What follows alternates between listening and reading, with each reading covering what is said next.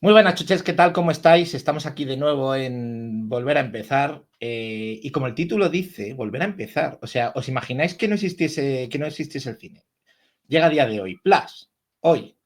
Sale la primera película y empiezan a salir como churros. Diréis, bueno, pues volveríamos a tener más de lo mismo. ¿Estamos seguros? ¿Estamos seguros de que volverían a rodarse las mismas cosas? Pues eso es lo que vamos a ver hoy. O sea, a día de hoy, sea por el motivo que sea, que también los pondremos, porque X película no se grabaría a día de hoy, no pasaría ni el corte, vamos, ni el primer corte de producción o lo que sea.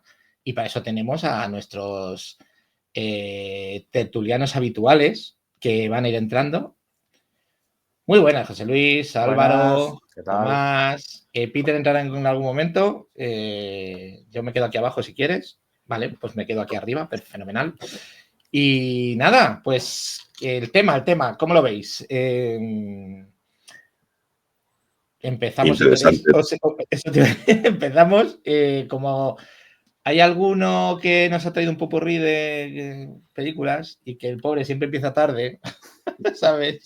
Siempre es el último en decir, pues hemos dicho, venga, que esta vez empiece él. Así que Álvaro, por favor, ilumínanos con tus películas. Vale, bien.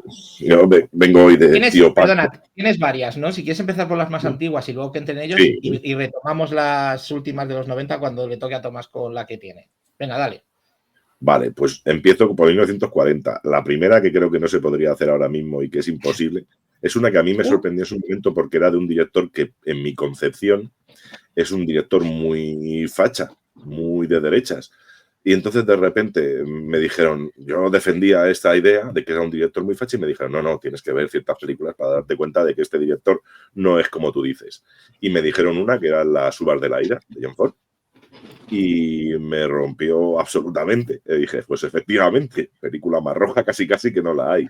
Y de un director que además luego pues era muy conservador, ¿no?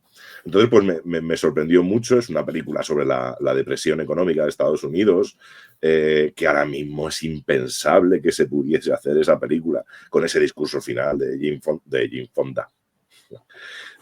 Fonda hablando de que estará en cada maltrato, en cada niño que no pueda comer, Y dices tú, espérate tú, ¿cómo puede ser que esto lo haya hecho John Ford, el mismo director que escupía a los indios en Centauros del Desierto? Entonces, pues me llama muchísimo la atención y creo que ahora mismo es una película que estaría muy en boga porque imagínate ahora mismo la recesión. Bienvenido, Peter. Ya he encontrado, por si alguna vez os pasa, es una cosa mega friki que no me había pasado en mi puta vida, ¿vale? Resulta que estaba configurado a 720 alta definición. Estamos grabando, ¿eh? Ah, estoy grabando. Sí. Pero no. Bueno, pues estaba configurado a 720. Goma espuma la informática. Pero tíos, esto se dice, joder. Lo de grabando de arriba no te lo he visto. Lo acabo de ver ahora. Venga, esto se edita, esto se corta. Esto, si sí. No. Esto lo corto y lo pongo al final del vídeo. Venga. Bueno, naturalidad, pues entonces voy a beber. Ahora vengo, espera. Ahora. Y así, ya vamos de este palo, ya, o sea. Ahora vengo. Vale, perdón. Dale, Álvaro, estábamos con unas uvas de la ira. Pues, esa es la primera película que quería traer. Luego la segunda, que es del 61. Pero un momento, perdona, porque para que a mí igual me he despistado con la entrada de Peter y tal. ¿Por qué crees que no se podría? O sea, ¿qué es lo que tiene que te haya dicho, uy, esto era imposible? En Estados Unidos de ahora, con Trump, sí. Hablar de la recesión y soltar ese discurso final tan de izquierdas. Imposible. Vale. Eso solo es una etapa previa al macartismo, previa a toda la caza de brujas, previa a una sociedad estadounidense en la que después esto sería impensable que se pudiese hacer una película así. Y además por un director de renombre como John Ford. Hombre, yo creo que es la América del New Deal, ¿no? De Roosevelt. ¿De qué año es la película? Porque la novela de Steinbeck, no sé de qué año será. Del veintitantos, ¿no? Sí. Pero mira. Bueno, Debe ser Muchos. posterior al crack del 29, porque debe ser del 30 y tantos la novela. 30 y tantos, entonces, claro. De 39. La novela es de 39. ¿Y la Uvas de película? la ira, Uvas de la ira, estamos hablando de Uvas de la ira. Sí. Sí. Correcto. Un año después, entonces. Y la película Por lo de 40 no es New Deal todavía, porque todavía no han entrado en la Segunda Guerra Mundial, Bueno, es anterior. Pero Roosevelt ya el que Bueno, está, New ¿no? Deal era Sí, un sí, poquito sí. anterior a la Segunda Guerra Mundial. Lo que pasa es que la Segunda Guerra Mundial es cuando consiguió el impulso. Sí, Cuando justo cuando después. funcionó, básicamente. Justo después, pero sí, no me parece Bueno, curioso. el New Deal fue, digamos, el pacto el nuevo pacto para salir precisamente de la recesión de los Estados Unidos, ¿no? Todo el tema de la obra pública. Luego está el plan Marshall, que es otra cosa. Sí. Sí. Es que primero lo intentaron con aranceles y por lo que sea, No Por lo funcionó, que ¿no? sea. por lo Es que sea, verdad. no les fue bien. El New Deal es entre el 33 y el 38. Exacto. Sí, Claro, pero entiendo lo que dice Álvaro un poco que... Sí. Yo también estaba pensando en, hombre, no rodar. Yo creo que rodar... Por poder rodarse se puede rodar todo, o casi todo. Siempre que no se contravenga Y ninguna si ley. quiere- Luego está si un poco quieres, la decimos repercusión social distribuir. que pueda tener. No, incluso distribuir, si quieres. ¿Tú te crees que Bueno, se atrevería algún director estadounidense a rodar esa escena final? Ahora mismo sí, yo creo que sí, porque yo creo que muchos... el mundo del cine, yo creo que justamente es un sector que está un poco siempre en crispación contra este tipo de, ¿no? Contra este tipo de gobernantes en Estados Unidos, ¿no? Más a por ver, el ala de la izquierda. Claro, yo Estaba ahora pensando también en el discurso de Chaplin, el gran dictador, ¿no? Que es Sí, un poco... No, Sí, pero yo eso creo sí. que no solo sino que se hace. O sea, tienes el de Apprentice del año pasado. O sea, el ataque más directo a Trump es hablar de su vida. y lo tienes Sí, pero ahí. ahí no deja de ser una crítica a Trump. No hay discurso político, no hay hay fondo político porque hablamos de un personaje que es político, pero no porque tenga una ideología marcada y te dé un discurso político como lo hace Ford en Las Uvas del Aire. Y que en aquel Eso es lo que yo entonces, veo difícil. en ese la zona de discurso. Apprentice ni siquiera era político. En la No, época por eso. que refleja Apprentice. Sí, pero ya te están presentando un personaje que Sí, dices, sí. claro, o sea, es que Aquí este no. señor es esto, ¿sabes? O sea, y lo puedes pintar de lo que quieras, pero viene de aquí y puede haber, y ha cambiado lo justito. O sea, pero exacto. No, yo creo que sí que es cierto, mal que me pese, porque yo, por ejemplo, yo simpatizo con todo eso que se llama lo woke y tal, que para mí es el movimiento de derechos civiles de toda la vida del señor, con otro nombre. Pero sí que es cierto que ahora cuesta en todo caso más encontrar financiación y movimiento para películas que sean muy, muy, muy conservadoras, que también las hay, ¿eh? Creo que el año pasado, por ejemplo, el año pasado, el anterior, hubo una protagonizada por Eric Bana sobre el tráfico de niños en la frontera con México y tal, que en su momento celebraron todos los neonazis norteamericanos como la gran película que necesitaban y eso, y tuvo bastante movimiento. O sea, ahora creo que estamos en un momento... ¿no? Es Jim Caviezel, el de... Me parece que dices Jim la de Jim Caviezel, Caviezel. perdona, sí, Eric Bana no, Jim Caviezel. La primera de la noche, ya, la primera. Jim Caviezel. Iba a decir, la segunda después de lo del directo. He dormido muy poco, he dormido Vale, 5 horas, lo tengo todo perdonado. Vale, ok. Pero sí, esa, ¿sabes cuál te digo, no? O sea, Sí, sí. Y que un mensaje muy conservador, muy racista, muy de película de Chuck Norris de los 80, ¿sabes? Todos los mexicanos son borrachos, son narcos, y ese mensaje, y sin embargo se siguen haciendo. O sea, yo creo que más que una cosa de prohibido hacer esto, o esto no se podría realmente hacer se podría hacer prácticamente de todo. La cuestión es si tendría dificultades, no dificultades, si generaría un movimiento en contra. Si un estudio te permitiría, sí, porque si lo ruedas en un estudio, si lo haces en A24, pues bueno, a lo mejor hasta les viene bien. Dicen, venga, tira millas, vamos para adelante, que esto es lo que nos interesa. Pero si lo haces en un estudio grande, te van a permitir soltar un discurso político. Ni de coña, te lo van a cortar. Pero te lo pagas tú, si eres el Elon Musk y te pagas tú claro. le pagas a Mel Gibson la próxima, ¿no? Y dices... Protagonizada por Kim Cameron. Yo la que tengo dudas a lo mejor es una como la que traigo yo. Porque la que traigo yo es tan bestia, que dices... Contigo vamos después. Claro, pero yo lo dejo en plan clickbait, ¿vale? De esas cosas que hacen los modernos. Yo solo digo que la única que tengo realmente dudas es la que he escogido yo. Que es muy animada. Paso a otra, para ir rápido. Dale, porque si no... dale. Otra, Vencedores y Vencidos, de Stanley Kramer, del 61. Eso es otra película que ahora mismo no se podría hacer. Y no se podría hacer no por los juicios de Nuremberg y demás, sino porque hay un momento en el que Schnell, el alemán, que se llevó el Oscar y demás, pues hace un alegato comparando lo que hace Estados Unidos con lo que hicieron los nazis. Porque en el fondo, bueno, no deja de ser una justificación de por qué los nazis, la sociedad civil, se comportó como se comportó durante el nazismo, y entonces hace una similitud. Esa similitud ahora mismo sería impensable poder hacerla. Ese alegato final en el que hay que comparan, imagínate, a los nazis con los estadounidenses, pues eso ahora mismo sería, en el momento pre-Trump, sería muy difícil de hacerlo. No se podría hacer, pero es que ahora mismo, en el momento Trump, ardería Troya, yo creo. Con lo cual esa, otra que para mí, imposible. Fuera. Me vengo a lo mío, a nuestra tierra. Eso, véngate. Los Santos Inocentes. Los Santos Inocentes, que para mí es un peliculón, es de lo mejor que se ha hecho en este país en mucho tiempo. Y no solamente por el hecho de cómo está o de la película en sí, sino por el hecho de todo lo que transmite.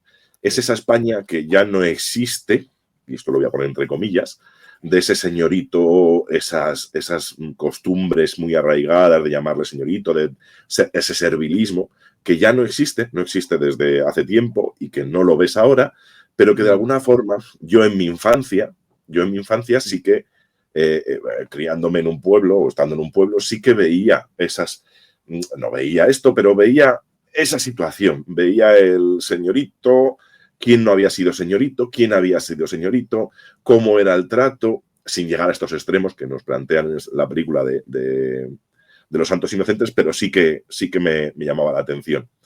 Y me parece que no se podría hacer porque ya en España no hay nadie que tenga esa sensibilidad, o porque sería un mensaje que no cala, porque ya nadie ha conocido a esa España, ya nadie tiene esa referencia de España.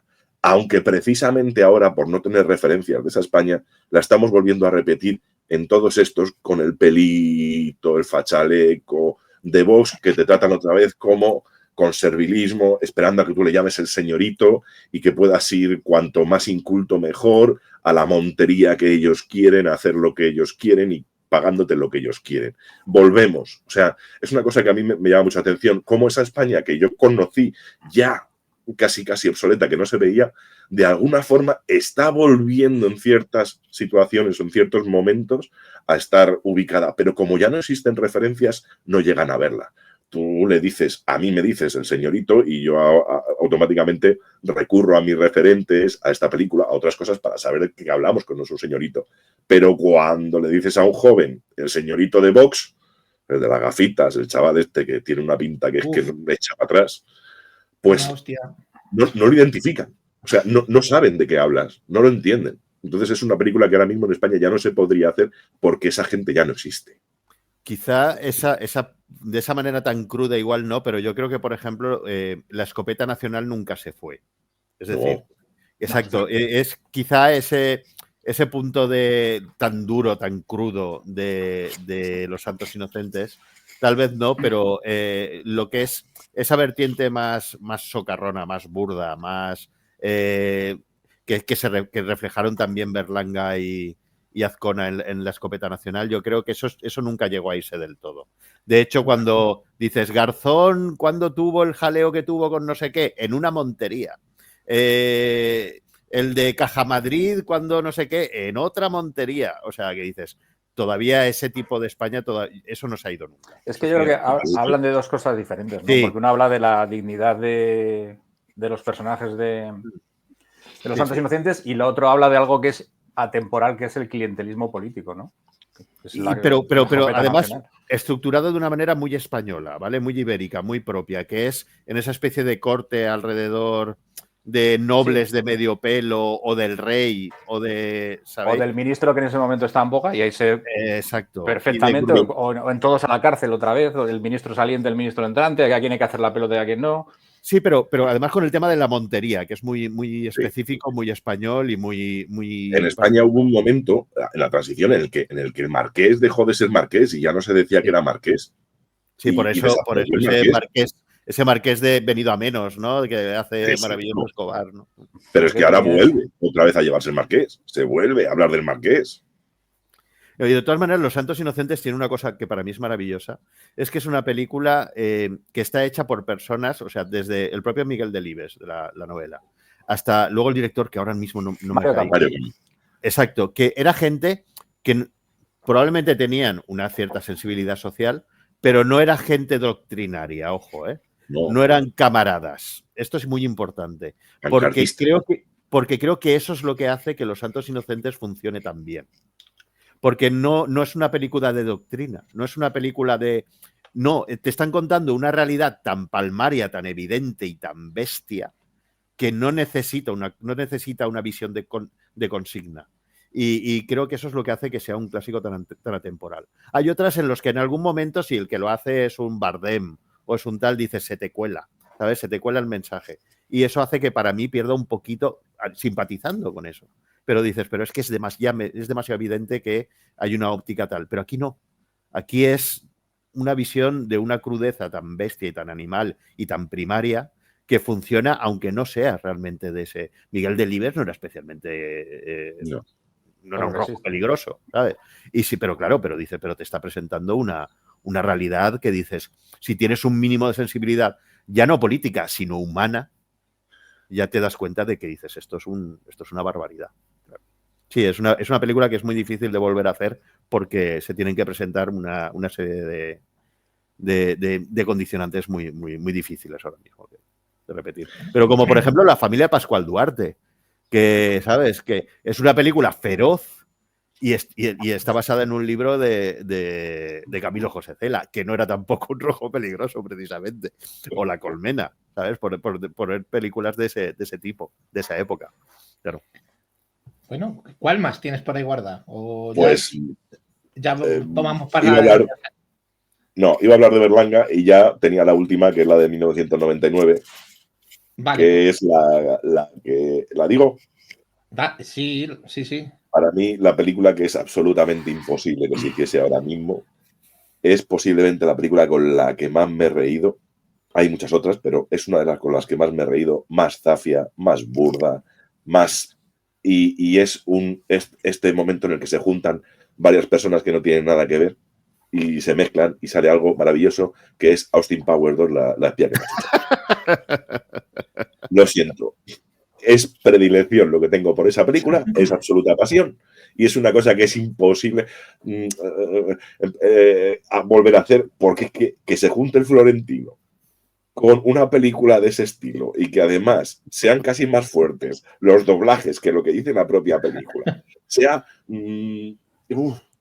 manifestación, todo lo que tiene esa película, todos los desastres, todo lo bruto. Yo me encanta, no puedo, me parece una maravilla de película y creo que esa sí que es imposible de hacer ahora mismo. Y es con la que me quedo. Es con la que me quedo. Porque las otras sí, pues no se podrían hacer, no sé qué, no sé cuánto, pero es que es Austin Powers 2, primero, que Florentino le volviesen a dar un doblaje, es imposible, es que es imposible. Bueno, y luego que la película fuese así, vamos, saltarían todas las alarmas. El otro día me acordé de ti porque leí que Clint Eastwood había dicho que El Resplandor estaba sobrevalorada y que Tropic Thunder era una de las mejores comedias que se habían hecho nunca. Tropic Thunder está muy bien. Sí, por eso. Sí, pero bueno, pinta ahora Robert Downey Jr. también. Bueno, pero no, pero es un blackface muy socarrón, muy autoparódico. Yo creo que no ofende. Vamos, no soy yo quien para juzgarlo, pero no creo que ofenda, ¿no? No sé. No, pero me acordé sobre todo por lo del Resplandor, que dijo que... Me acordé de Álvaro, digo, madre mía. Eso sí que es terrible. Lo perdonamos porque ya tiene una edad y puede equivocarse. Porque chochea. Ya, sabemos que... Bueno, ¿la habéis visto? ¿La del jurado? ¿Está bien? ¿Sí? Sí, a mí me gustó mucho. Vale. No es lo mejor de Clint Eastwood, pero... Yo lo hubiera cortado es antes. difícil. Menos. No, que más digo que cortito, para mí sobran los últimos 15 minutos. ¿De película? Sí, yo lo hubiera dejado cuando la fiscal va a casa del jurado y le deja entrever que lo sabe y cierra la puerta y el otro va y mira cómo se va por la ventana con el coche. Yo lo hubiera dejado ahí porque te da la sensación de que ella toda su vida va a estar pendiente de que algo falle para que le pueda delatar. Ya el resto me parece, hasta el final de la película no me acaba de convencer. Yo hubiera cortado ahí, porque te hubiera dejado con la sensación de que esa persona, sabiendo lo que ha ocurrido, va a ser un poco como el Crimen y Castigo de Dostoyevski. Va a estar siempre pensando que va a estar ahí siempre elucubrando que en cualquier momento le pueden... Sí, toma. Igual Peter preguntaba qué nos parecía porque pretende ver y a lo mejor vale, ya que hayamos contado el final, pues os juro que no, le han contado los 15 minutos. ¿Veis esta mano? Pues estaba quitando el volumen. Claro, o sea, es como si bueno, pues yo el final, igual... para mí no me convence el final de la película. Pues a mí la última escena sí me mola, porque el final que... Sí, perfecto, muchas gracias. O sea, me acuerdo una vez yo vengo por esto. No considero ni entre las 5 mejores de Clint Eastwood.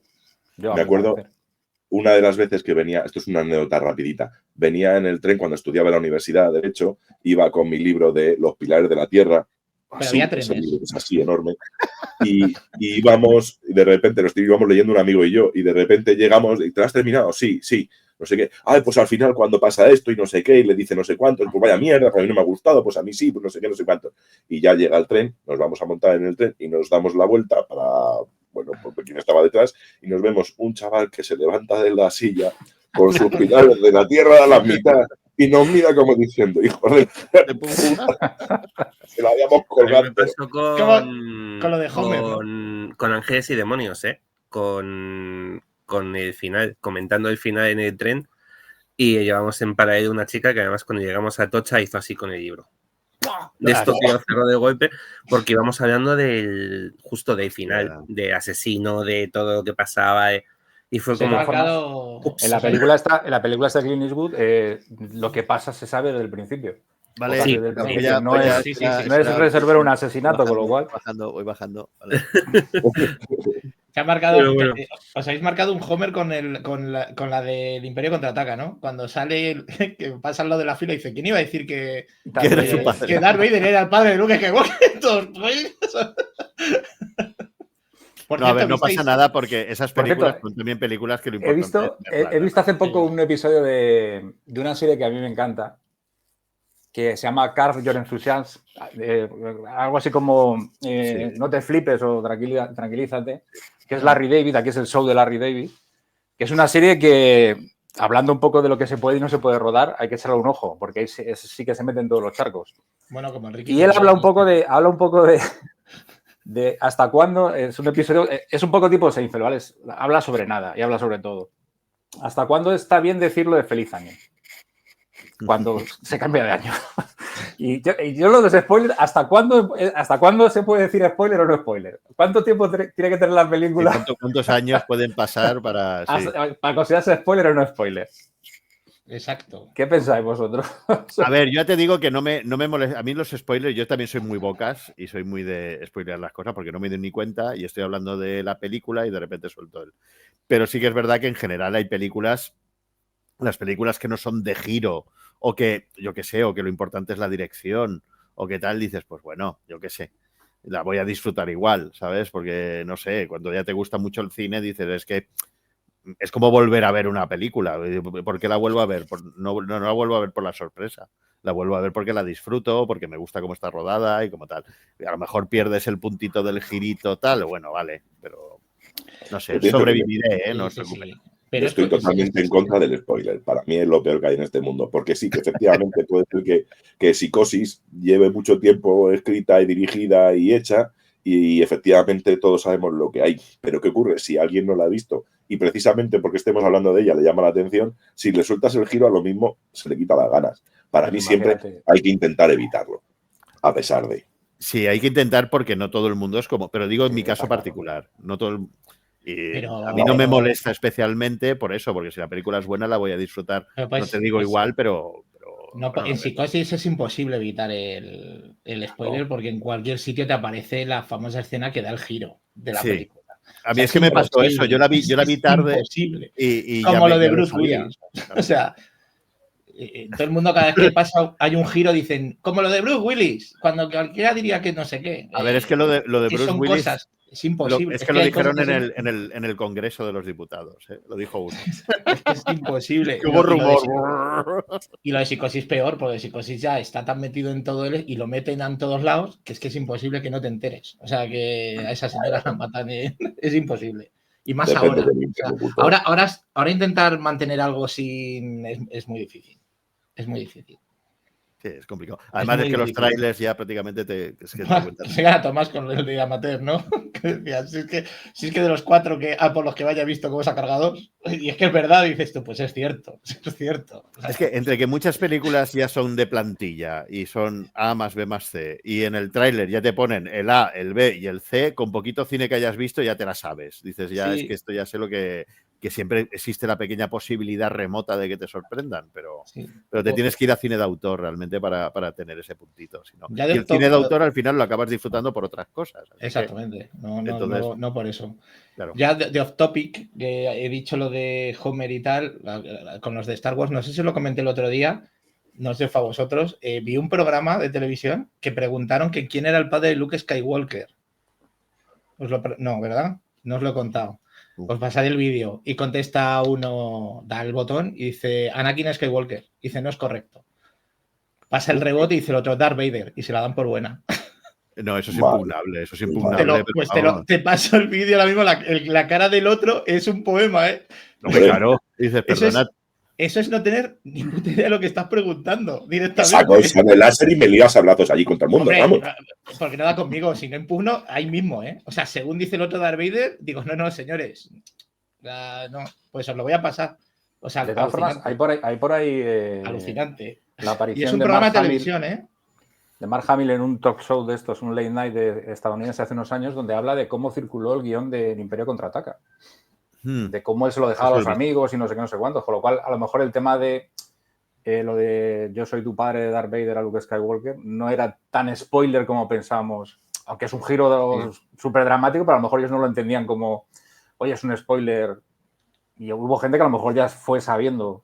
De hecho, Harrison Ford se dejó en un hotel el guión. Por eso te digo que hasta los propios actores a los amigos, pues toma, léetelo, a ver qué pasa. A ver, pero es que yo de Harrison Ford, o sea, Harrison Ford estaba en esa película pues como Alec Guinness, un poquito a verlas venir, ¿sabes? O sea, Alec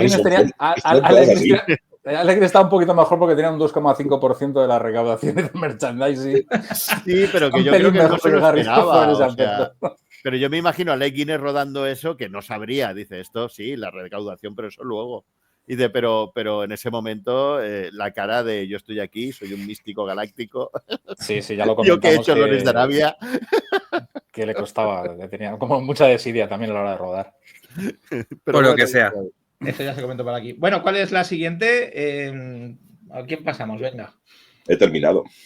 Rapidito, duro y a la cabeza. Hombre, el Austin Powers este es el Mike Myers, ¿no? Que es un... Sí, no Michael Myers, no equivoco. No, ya, Mike Myers, que es de estos de la cantera del Saturday Night Live, o sea, un irreverente. Sí, de hecho ahora está haciendo de Elon Musk en Saturday Night Live. Sí. Pues si vamos de irreverencias, pues creo que entro. Venga, entra, Tomás. Vale, pues nada, mi película o trilogía de películas que a día de hoy sería difícilmente recuperable. De hecho, ahora mismo dudo de que sean, creo que son difícilmente proyectables, incluso. O sea, ya... Y que a cine de verano no va a ir, ¿no? A cine de verano no llega. No grabar, no es que las vayan a grabar, es que pueden ser hasta difíciles de encontrar. Hablo de Porky's. Vale, Porky's es una comedia.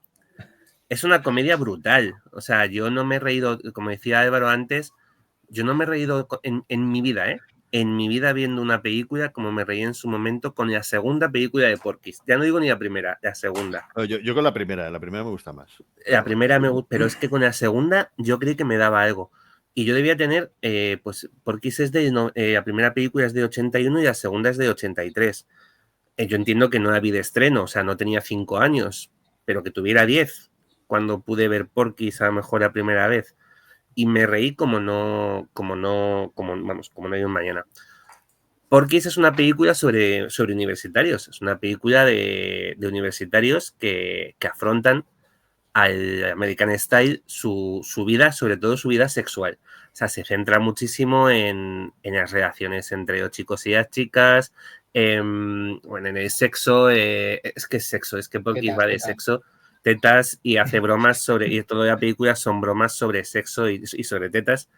Y sobre lo que no son tetas. O sea, hay un nivel de desnudos que a día de hoy sería probablemente pornografía y solo comparable con el Calígula famoso de donde tomaron el pelo a Helen Mirren. Que también podríamos meterla aquí, ¿eh? Que también podría entrar aquí. Pero creo que, o sea, me parece que es una película que con todo su trasfondo, con toda su sorna y con todo el cachondeo que destila de, joder, que el protagonista es Pee-wee, que es un tío que todos los días empieza la película midiéndose como si está empalmado para ver cuánto ya ha crecido, si ya ha crecido la polla. Es el actor de Lee McBeal y el dragón del lago de fuego, ¿no? El bizcochito. Y en sus años jóvenes. Y es o sea, quiero decir, ya te da una medida... Juan sin miedo. Te da una medida de por dónde va a ir la película. O sea, no engaña. Porky's es una película que no engaña. Sabes a dónde va. Son universitarios. Porky's es un bar. Es un bar donde no les dejan... que se llama Porky's, que tiene un dueño que es el típico tejano. Sería el tejano de los Simpson. O sea, con sus pistolas al aire y tal. Con sombrero, racista, fascista, bueno, pues todo lo que acabe en ista y que sea mal y que puedas echar en cara. Vamos, un remake de catálogo. Sí, lo tiene todo. Y entonces la película es una película de trastadas, o sea, es de Porky's se putea y ellos putean a Porky's durante 3 películas. Y meten los profesores, los profesores, tienen una profesora que es la Bullbricker, que es un personaje, son personajes muy estereotipados. Esta es la típica señora de una ya mediana edad que está más bien entrada en peso, que es muy dura. Es muy dura con los chicos porque es la profesora de gimnasia y es muy dura con ellos y los machaca y es muy mojigata y entonces pero la engañan para que se enamore de uno, pero ella se enamora y lo pasa muy mal.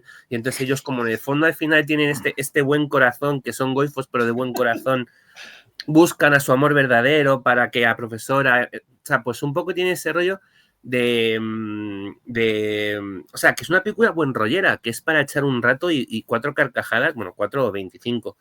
Donde además hay una segunda parte, Porky's 2, que habla muchísimo de racismo, de aparece el Ku Klux Klan, a los que se juega, o sea, igual que porque Porky's, como es buena persona, el dueño del bar, también está relacionado con el Ku Klux Klan y también se juegan otra vez a ella todo el clan, entonces, y hacen cosas, pues eso, hacen cosas muy graciosas de temas muy serios y el giro que dan esa desmitificación también un poco de estas auras de terror, de todo este tipo de cosas, a mí me mola mucho. La tercera es mala como pegar a un padre, ¿vale? Porky's 3 es mala como para arruinarte la vida, pero las 2 primeras sobre todo son muy divertidas. Y creo que al igual, fíjate, yo creo de Porky's, pero creo también de sucesoras como American Pie, que va en ese mismo, me parece que es una especie de como de un remake, un reboot adaptado en vez de los años 80.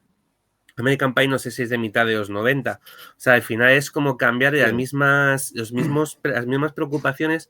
Al final no deja de ser sexo, sexo y más sexo, con una generación nueva, una generación posterior y muchas cosas, las cosas mucho menos explícitas. O sea, en Porky's hay una cantidad de desnudos de todas partes, de tíos y de tías. No es solo tetas. Hay rabos colgando por doquier, por todas partes.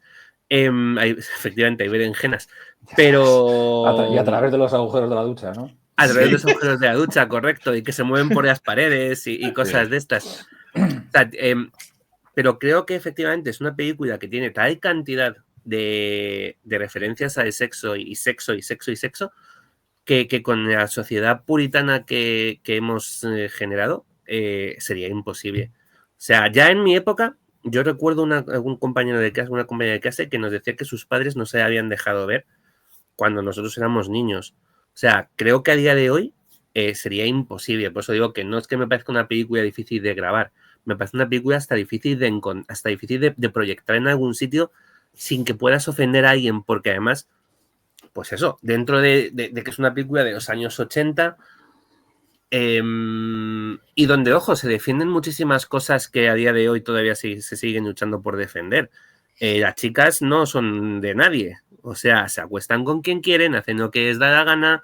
Sí que te pone, el punto de vista de la película no es un punto de vista machista de los chicos, no, en absoluto. Las chicas tienen toda la libertad sexual del mundo, a Pee-wee se la juegan 40 veces las compañeras, la historia que terminan montando, no de amor, pero sí, bueno, la relación con la chica con la que termina es súper chula porque es muy divertida, es muy real, muy de tomar el pelo y luego poco a poco le va cogiendo cariño y al final, fíjate, terminan juntos.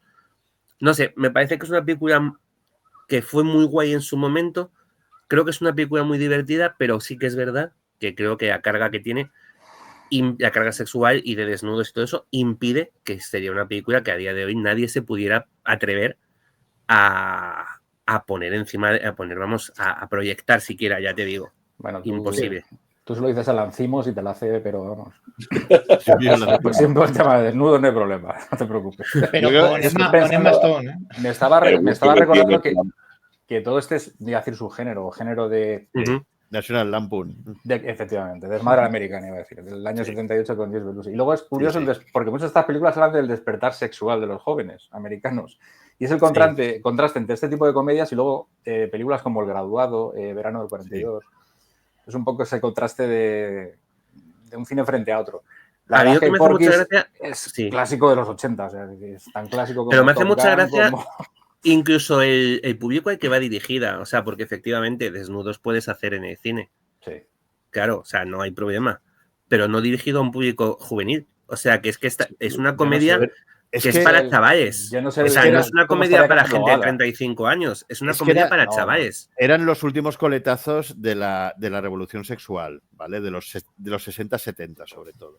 Entonces, que era esa visión del sexo como algo liberador y de que lo libertino podía ser también algo de izquierdas o de tal. Me voy a meter en un fregado ahora mismo. Verás. Vale, que ya se me está viendo, ¿no?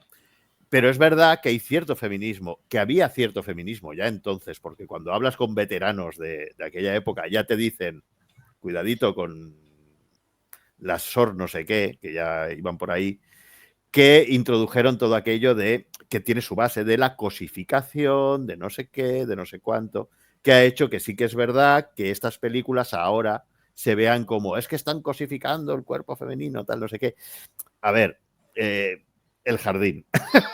Yo personalmente creo que hay una cosificación en general de todo, porque de lo que se trata es de divertirse con el sexo y de que el sexo sea divertido y no sea amenazador. Que luego hay otro sexo, hay una cultura de la violación, etc., etc. Eso es indudable, impepinable, no lo puedes negar.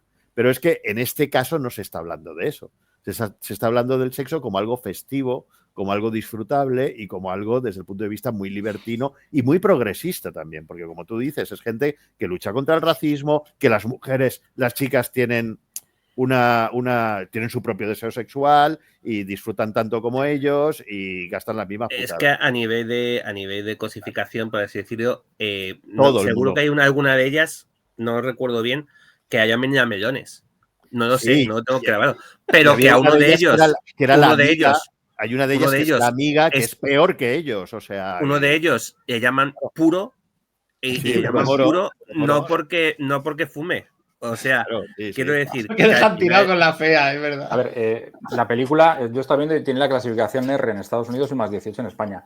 Yo creo que el tema de Porky's, lo de el acceso que dices tú, Tomás, de a la gente adolescente, juventud y demás, viene motivado a lo mejor por el mercado de los videoclubs, ¿no? Sí, probablemente. Claro. Porque obviamente al cine no podías entrar porque no tenías la edad. Es cierto que yo creo que Porky's es una película mucho en España de videoclub. Sí, claro, ahí sí el acceso a lo mejor sí accedió gente de 14, 13, 15 años. Yo la vi mayor, yo la vi con 17 y 18. Yo no la vi de... Pues sí, pero por ejemplo con 17 años al cine no podrías haber entrado a verla. Yo fui a verla al cine. Sí, con 5 añitos, sí, efectivamente. No, con 14. Con 5 o 6 añitos.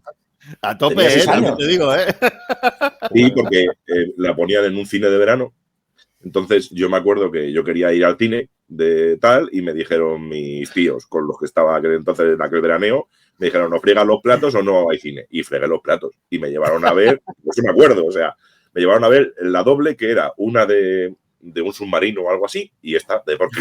Y yo la vi. Y me molaría un doble programa, Das Boot y Porky. A saco. Yo la vi. Por eso, yo sé que a lo mejor no me comprendí ni la mitad de los chistes, o no sé, pero yo me acuerdo que me reí con la escena de cuando se está follando a la loba y la otra. Sí, Lassie. Le llaman Lassie. Yo recuerdo descojonarme en 5 años, ¿eh? O sea, recuerdo descojonarme de esa escena. Luego ya muchas veces en televisión y demás, pero yo sé que esa fui a verla al cine. Mi recuerdo poco más que se burlan, ¿eh? La escena de cementerio en Porky's 2, la de Boogie, disfrazados de zombies y uno que se cae, es que es buenísima, es que son tremendas. La de Boogie es muy de carcajada cabrona, ¿no? Es como de sueltas el... Yo lo que creo de todas formas con Porky es que es hija de su tiempo exclusivamente. Es decir, hablas del final de la era del hipismo y demás, con el sexo como sí, yo creo que es un momento muy determinado, ¿sabes? Una visión muy festiva, muy del sexo. Puede ser. Yo creo que sí que existe un alto grado de cosificación y de intereses porque es el chiste fácil, ¿no? El chiste de polla culo. Es muy fácil y es que es así. Entonces creo que sí que existe una cosificación, creo que... Pero no me importa, porque es que es de los 80. Es que es así como se veía en aquellos tiempos. Es que es lo que digo. Sí. Es una cosificación, pero que en sí mismo no es mala. O sea, dices, no. Es festiva. O sea, es... Pero eso como cualquier cosa que quieras ver. Como cualquier cosa que quieras ver, si la miras con los ojos actuales, va a hacer aguas. Si tú coges a una feminista de las radicales y le pones a ver Porky, pues te va a soltar pestes. Me coges a mí y me voy a echar unas risas. Punto pelota. ¿Pero por qué? Porque yo lo acepto, lo he vivido y otra persona no lo acepta. Tiene un público objetivo. Pero sí que es curioso que todas las películas de ese estilo, Porky's, American Pie, que hablabas antes, las Scary Movie, los albóndigas en remojo, acordaos. Pero todas esas películas ya no hay. Si os dais cuenta, ya no hacen comedias. Ya no hay comedias en Estados Unidos. Pues Scary Movie 6 está en ello, ¿eh? Bueno, van a reintentarlo, pero ¿cuánto llevan sin hacer una? Es que no es eso, es que me gustaría ver cómo hacen Scary Movie 6, porque no se va a parecer a Scary Movie ni de broma, vamos, ya te lo digo yo. Ya claro, verás, o sea, ya verás, es que ni de broma. Es un tipo de cine ahora mismo. Es a lo que me refería, y es una de las cosas que me ha hecho verlo de esto de que no se rodaría ahora. O sea, sí, tú puedes rodar Scary Movie, pero no se va a aparecer y me juego el cuello, vamos, y no lo pierdo. Es que ahora mismo es imposible meter una película así. Ya no hablo con referencias a Porky's, que es de los 80 y que es muy antiguo. Que puede resultar muy antiguo, pero unas de las de American Pie o posteriores no las puedes traer al cine. Ahora mismo la gente estamos con una hipersensibilidad de piel que todo nos ofende o que vamos buscando aquello que nos ofenda para hacerlo público y publicar. Yo no digo nosotros, pero hay mucha gente que publica todo lo que le hace daño, que para mí no deja de ser irrelevante, pero eso hace que películas así no se puedan ver ahora mismo. Es imposible. Imagínate que tú ves a tu hijo en la época actual viendo una película de Scary Movie en la que sale una teta con 6 años y le enseñas una teta. Ay, Dios mío, ¿qué es esto? Pero es que en Scary Movie, igual que en Porky's, o no es que sea una... Puede que lo más escandaloso porque somos gilipollas sea teta, pero hay teta, hay drogas, hay una... además hay una demostración de las drogas como elemento lúdico que podría considerarse como incitación. O sea, me refiero, hay muchas cosas en muchas de estas películas que quieras que no, pues yo entiendo que con las sensibilidades actuales no sean compatibles. Ahora... Scary Movie... Pero estamos hablando de... Scary Movie ya no hay teta, ¿eh? No hay teta. Pero estamos hablando de que pueda ser hiriente para un colectivo determinado. Estamos hablando de un producto que es para mayores de 18 años, enseñárselo a niños de 6. Yo creo que Scary Movie las cosas tienen como... que te digo, Porky's las películas tienen muchas como, están como más 18, más 12, más 14. Bueno, eso ya es un poco en elemento. Entonces ya a partir de ese uso que tú lo hagas. Si tú quieres ponerle Obviamente no estoy, no pienso. Estoy pensando, por ejemplo, lo que he dicho antes de Porky's. Porky's, ¿por qué triunfa tanto? Porque es un hijo de videoclub. Esa película yo no sé en cines. Sí, en cines, no sé. Hablabas tú de hijos. Yo la vea con 6 no quiere decir que yo la ponga a alguien de 6, pero sí, es estas cosas que estás viendo en televisión que la ponen y que quitaría rápidamente un padre actual. Yo me acuerdo, mi abuelo me quitó las tortugas ninja porque se daban un beso. Y me quitó las tortugas ninja. Cinema Paradiso. Que dices tú de lo de su tiempo. Yo no sé si acordáis, Robocop es para mayores de 18. Es una barbaridad de película de violenta. O sea, es violenta. Es que es ver joven desatado, sí. Exactamente. Había muñecos para niños. Había muñecos para niños y eran para niños. Das por hecho de que las han visto. Porque te compraba. Sí, había muñecos para niños. De Robocop y de tal. Y tú te puedes acordar de Robocop en plan de, pues el muñeco cuando eres pequeño. Pero Robocop no era una peli para niños. Es que no era una peli para niños Robocop. Ahora bien, ¿que hubo merchandising para niños? Evidentemente. Dan por hecho que tal. A día de hoy había merchandising de la nueva de Robocop. Y mira que es un mierdón, que nada tiene que ver. Pues no. Pero sí que la verían niños, en videoclub por y eso, tal. Luego lo pillarían y la verían. Exactamente. Pues es lo que dice. Ahí está. Es lo que pasaría. Eso es. Claro. Pues pero bueno, yo recuerdo de verla en cine, no sé qué edad tendría, pero esta es del 80 y largos. 87, puede ser, 88, 87, sí. Claro, ¿no? Yo ya tendría 15, 16 años. No sé si era para mayores de 18, sería para mayores de 16 a lo mejor. Yo recuerdo haber ido a verla. Como le vendían de Star Wars y todas estas, pues de Robocop. Y dices, joder, pues no es para niños precisamente, ¿sabes? También es verdad que los niños de entonces... eran de otra pasta, sí. Éramos otros niños. Es que un niño de entonces se veía una de Chuck Norris, tranquilamente. Exactamente. Porque era la época de las pelis de la Canon, de masacres continuas y sin ningún problema. O sea, no, y no quiero decir que fuéramos mejores o peores. Y por familias enteras alrededor de la televisión viendo Rambo. Exacto. Rambo. Correcto. Tal cual. Digamos que la sensibilidad era distinta. Igual con un punto de inconsciencia, probablemente. Seguramente. Pero sobre todo cuando se trata de menores. Cuando se trata de menores. Claro. Yo el tema, por ejemplo, del sexo, en el caso de adultos y tal, sí que tengo muy claro que ahí anchas Castilla y a divertirse, que total para que son 2 días, ¿no? Que son 2 días. Solo faltaría. Que son 2 días. Lo de Porky's y todo lo que haga falta. Y ya te digo, o sea, y National Lampoon y las albóndigas en rebojo y Campamento Flippy y lo que te da. No tengo ni idea. Lo de Porky's que decía Álvaro, claro, y la ves en televisión, desaparece. O sea, todas estas han ido desapareciendo también incluso en la televisión actual. O sea. Sí, ya no se ven porque alguien piensa que sí, que son demasiado para. Según qué sensibilidad. Pero insisto, al final, si rascas un poco. Siempre son grupos pequeños muy fanatizados, pero lo que pasa es que muy fanatizados y que se mueven mucho y que protestan mucho, pero en realidad la mayor parte de la gente tampoco supone. Estás hablando de abogados cristianos. Claro, lo que decía Álvaro, Porky's es que los extremos se tocan a veces tanto que dices casaos. La veías cada 2 días, como quien dice, porque por ejemplo Pretty Woman ahí siguen pum pum con Pretty Woman, con no sé qué, hay algunas que no te las quitas ni con agua caliente, macho, que dices tú, y con gris incluso, con lo que me gusta a mí, pero ese otro estilo ya no. Y a lo mejor hay un mensaje más perverso en Pretty Woman que en Porky's. Pero ¿para qué más? ¿Sabes? Anora. No, Anora es el reverso positivo de Pretty Woman. El reverso Anora no creo. Ahora no creo que te le echen. Ahora no creo que te le echen a las 3 de la tarde, ¿sabes? Después de comer y esas cosas. Y deberían a lo mejor, porque en realidad dices, es real, ya porque hay sexo explícito, vale, ya vamos con lo de siempre. Dices, pero en realidad te está dando una visión de las cosas mucho más sensata que Pretty Woman. Que Pretty Woman sí que es la romantización de. Eso sí que romantiza.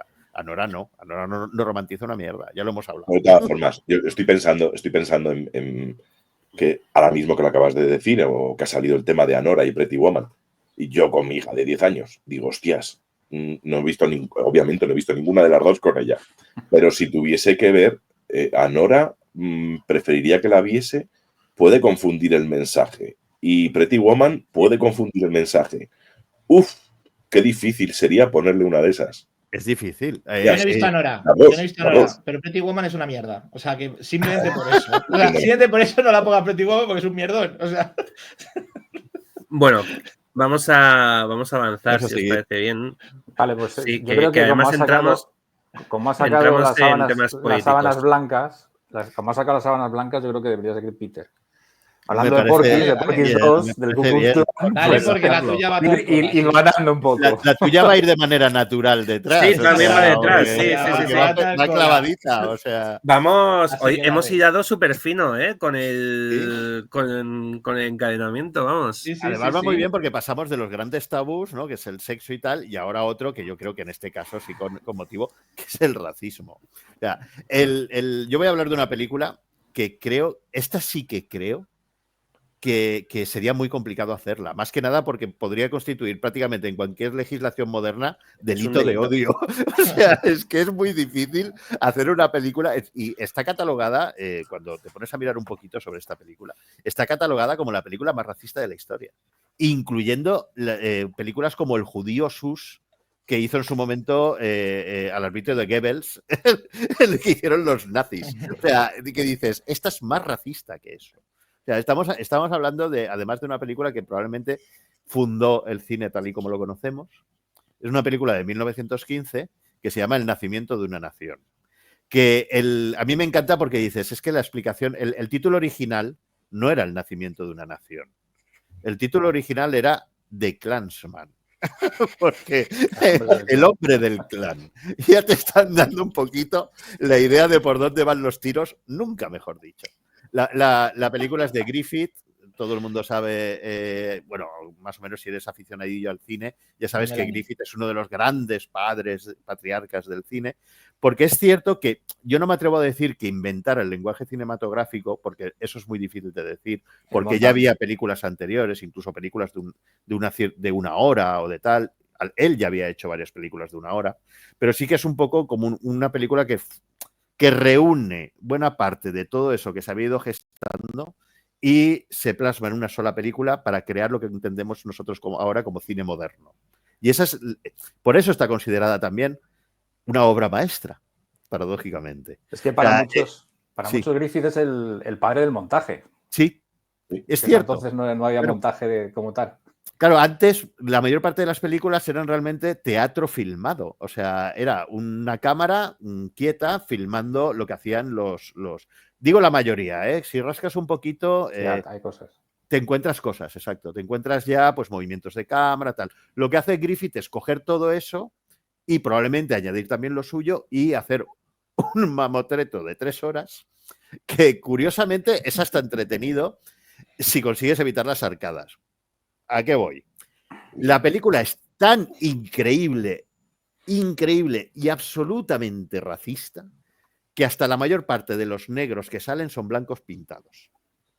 Eso que se llama blackface, pero que normalmente dices, joder, ¿por qué la lían tanto con el blackface si es que aquí en Alcoy los moros, los cristianos? Y dices, no, mira esta película y entenderás por qué puede llegar a ser muy ofensivo. Porque, de hecho, Griffith se le atribuye una frase a Griffith y es: no quiero sangre negra en mis protagonistas. Con eso ya te está diciendo cómo iba a pasar, porque sí que hay algún negro, pero están de atrecho, están de fondo, bailando en algún punto, o en una de las escenas más recordadas, pues haciendo como de diputados, bebiendo, emborrachándose, con los pies encima de la mesa y tal, porque ese es el tono general de la película. Pero que es tremendo, porque ves los de las caras pintadas y luego ves al negro de verdad y dices tú, pero espera, ¿por qué?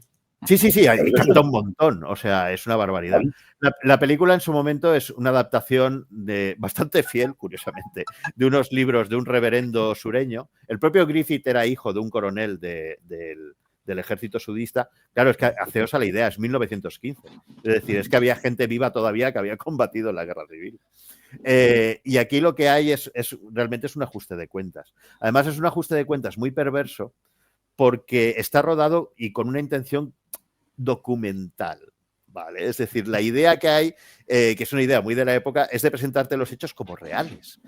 De hecho, hay una escena increíble, que es muy buena, que es el asesinato de Lincoln, que además ellos la presentan y todo como hemos buscado las dimensiones correctas del teatro, tal, no sé qué, para representarlo. Te lo están presentando como un documental, pero claro, también te están presentando como un documental todo el resto de la película. Y en todo el resto de la película los malos son invariablemente malos porque tienen o la sangre mezclada o son directamente negros. De hecho, la presentación un poco, vosotros que aquí hay un par que sois tan frikis como yo, para que os hagáis una idea de cómo presentan a los negros en esta película, es como si fueran los orcos del Señor de los Anillos. Sí, que también hay Tolkien tiene algo que decir, sí. No hay ni uno bueno. O sea, es imposible concebir O sea, los que hay buenos, de hecho, es porque son tan extremadamente serviles que son como los perritos buenos de los amos, sí. ¿Vale? Pero el resto, en nada que tienen un pequeño pensamiento independiente por lo que sea, inmediatamente son borrachos degenerados, por supuesto, lo clásico. Siempre van buscando a las mujeres blancas. Es el tío Tom. Una especie de fetiche. Hay incluso un momento tremendo, que para mí es el megacombo, en el que una chica joven, blanca, perseguida por un negro, elige suicidarse antes de ser mancillada por el tal. Y luego todos dicen, oh, el honor y tal. Claro, que si lo piensas dices, ¿de qué estamos hablando? O sea, de que una persona ha decidido quitarse la vida antes de ser mancillada, tal. No sé si sabéis por dónde estoy tirando. Y finalmente tienes, por supuesto, los buenos, que son los del clan. Porque claro, toda esta película se trata de una historia de amistad entre dos familias, una del norte, otra del sur. La del norte, curiosamente, el personaje, digamos, que es el más negativo de todos, es el personaje que luego veremos en Lincoln, interpretado por Tommy Lee Jones. No sé si os acordáis. Pues ese personaje es tal cual es el malo de la película, que es el miembro de una de las familias. Vemos grandes escenarios, vemos lo que es la guerra y vemos después, sobre todo, el periodo de la reconstrucción, que es la segunda parte de la película, que es donde va el meollo profundamente racista del asunto, que es cuando los negros se hacen dueños del sur, incluso controla las votaciones, que es una cosa de estas que decías, vamos a ver, si era prácticamente al revés, si el problema era que los negros, los pobres, no podían ni registrarse prácticamente para votar, que es una de las cosas que acabaron incluso bien entrado el siglo XX, una de las grandes peleas era conseguir que los negros se registraran, porque no les dejaban, o sea, iba uno a registrarse y ya tenía el Ku Klux Klan en la puerta. Y en esa segunda parte es donde el Ku Klux Klan llega a aparecer prácticamente como una especie de ejército organizado que, por supuesto, va a salvar siempre a los pobres blancos y, sobre todo, a las pobres blancas de ser mancilladas por los... Aquí tienes, por ejemplo, pues la salvación en el último minuto, que es el montaje alterno. Tienes el montaje alterno, que ahí es donde lo que decía José Luis, ahí sí, hay una serie de hallazgos de lenguaje cinematográfico que antes se podían haber visto tal, pero aquí los reúne todo. Tienes dollies, es decir, tienes travelings, tienes panorámicas, tienes montaje con sentido, con un sentido claro, dramático. Lo que pasa es que todo eso, pues, al servicio del mal más absoluto, porque es uno de los mensajes más abyectos que te puedes... Que ya te digo, es que ahora no se podría, pero porque entramos en un tema de supuesto penal. O sea, es que no es una cuestión de gustos o de podrías que... parodiarla como mucho, ¿no? En plan bestia, además. Es que claro, es que te dirían, es que esto haría palidecer a Hitler. Pero vamos, ni eso, porque Verhoeven lo hizo en Starship Troopers y le dijeron que era un nazi. O sea que... Y ya ves, pero por lo que no entendieron la coña de Starship Troopers. Pero ya te digo, es terrorífica. Perdón. No, yo la recomiendo, yo siempre recomiendo el visionado, además porque el mensaje es tan bestia que te viene bien un poco como vacuna. O sea, porque tú dices, vale, si había gente que pensaba que esto, de hecho, o sea, para que tengamos en cuenta un poco la dimensión del nacimiento de una nación, incluso hoy hay quien dice que es la película más taquillera de la historia. Por el tema de la inflación y tal, se sigue diciendo. Su momento recaudó, no sé si fueron $20 millones de 1915. Entre 20 y 100 millones de dólares, porque no se sabe exactamente, es muy difícil de saber. O sea, de 1915. Esa película consiguió que el clan, que prácticamente, el Ku Klux Klan, que prácticamente había desaparecido, porque el propio Ulises S. Grant, el general tal, consiguió cargárselo prácticamente entero en 1870, de repente volvió a surgir con 5 millones de miembros por culpa de esta película. Hubo disturbios, hubo linchamientos, hubo un posible asesinato y varias castraciones. Todo esto gracias al estreno del Nacimiento de una Nación. Yo vi un documental donde hablaba una señora mayor negra que la había ido a ver al cine y dijo que salían llorando los negros del cine de verse representados de esa manera. O sea, con esa crueldad y con ese tal. Hubo incluso casos, hay un caso muy concreto, de un tío que se levantó y empezó a pegar tiros a la pantalla en un momento en que un negro perseguía a una blanca porque creía que así la iba a salvar. Para que veáis la capacidad que tenía entonces el cine de movilizar y de mover conciencias. Y la importancia que tuvo el Nacimiento de una Nación para mal en ese momento. Es una película de récords absolutos por todas partes. Yo ya te digo, yo creo que una visión actual. Curiosamente, después de hacer el Nacimiento de una Nación, al año siguiente rueda Intolerancia. Pero ojo, porque Intolerancia no era una disculpa. No. Intolerancia, lo que él pretendía era llamar intolerantes a los que se quejaban, a los que le llamaban racista por el Nacimiento de una Nación. O sea, haceros a la idea de hasta qué punto este hombre... el personaje. Un personaje. A ver. Ojo, y ya te digo, desde el punto de vista estrictamente cinematográfico, probablemente nuestra propia concepción del cine moderno se la debemos a esa película. Para bien o para mal. Pero es lo que hay. Normalmente cuando enfocamos y de hecho mi perspectiva es así, la de cuando hablamos de qué películas no se harían hoy, la perspectiva original o mi forma de pensar en ello es lo que hemos perdido por el camino. O sea, es como... es de libertad perdida. Cuando pienso en El Nacimiento de una Nación, es una película que no se podría grabar hoy, que hubiera estado muy bien, que no se hubiera podido grabar nunca. O sea, tiene un sentido. Porque no hubiera hecho, o sea, no, es una película que demuestra, o sea, a ver, hay cosas que no se deberían haber dicho y que no deberíamos haber ni pensado. Y ya está. O sea, y ponerlas sobre papel o sobre nitrato de plata para hacer una película, creo que nos demuestra que, o sea, nos está muy bien para demostrar qué cosas no tenemos que repetir, ¿vale? Que yo ahí entra el historiador que hay dentro y yo efectivamente, si no te acuerdas de los errores que has cometido, vas a volver a cometerlos. Entonces, por eso, hasta ahí, perfecto. Yo me encantaría que no hubiera nadie que hubiera pensado nunca en rodar el Nacimiento de una Nación. Me parece que hubiera sido muy positivo, pero porque hubiera demostrado, o sea, para la historia del mundo, hubiera demostrado que estábamos mejor de lo que realmente hemos estado. Ahora bien,